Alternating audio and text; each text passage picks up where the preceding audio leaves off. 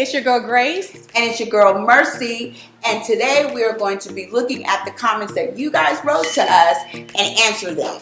All right. Yeah, let's get with it. All right. What's So the first one is the importance of communication in your relationship. What do we think? Yeah. So, when I saw that comment, I said, well, let's look at it from a different angle. Like, what happens when you lack communication in a relationship? Mm-hmm. More than talking about the importance. What happens when you lack it? Yeah. Well, when you lack communication, it's more so as, who's listening and who's responding, who's listening, who's asking the question. Because communication is also a form of love. It is. And so that's where I come from. If I'm attending, am I listening to the person like I'm supposed to? Or am I receiving what they're saying to me? Sure. So all that is a way of, loving somebody. Sure. Because I'm giving them that undivided attention. Absolutely. I'm having that open communication where I'm talking and they're receiving. Absolutely. And if you don't communicate, if you're not communicating with your spouse or in business or whatever it is, in this case we're talking about relationship, it's the demise of the relationship. Right. Like, you cannot build upon a relationship in silence. Right. How do you deal with turns and pivots? How do you deal with things that come up unexpectedly if you're not communicating? And I know some things are really easy for us to address, right, in our marriages and our relationships.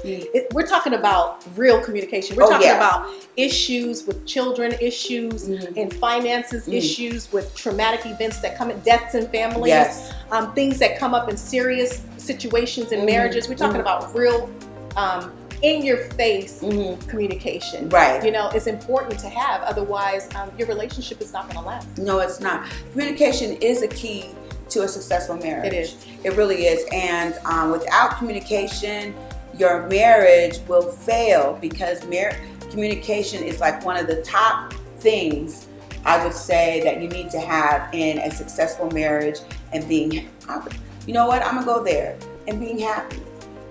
Without communication, you can come in and be dead silent. Nothing gets done. You don't know who's happy. You don't know what needs to be done. You don't know what's going on.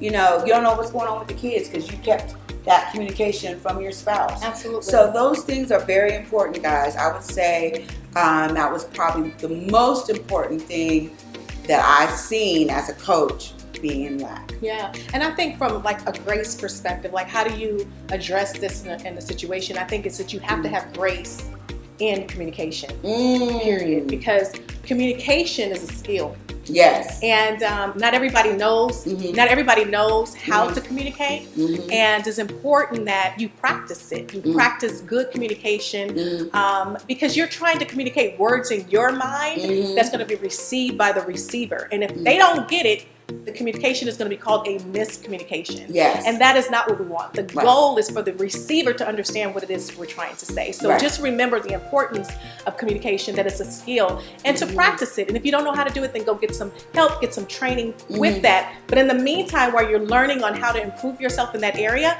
make sure you have a little grace while you're dealing with the other person, and not be so hard on that person if they're not communicating as well as you can. That's so true. And as I'm keeper of mercy, I would say, don't go to bed angry. Don't go to bed. Have that communication. Don't have that communication with your spouse, making sure that everything is on the up and up. And another thing is, don't talk over each other. Don't do it, because guess what? You cannot hear what the other person is saying. Yeah. And don't be so ready to talk first. It's almost to a point where you don't even listen to the person. Sure. You don't even listen. You ready for the comeback.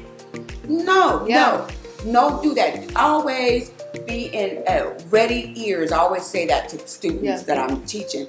Have ready ears. That means you're listening. You're listening first before you make that next conversation, or you make that next talk. Make sure you're listening. Absolutely. And I think that would be a good key. I think that's a good key. I think it's a great key. Yeah.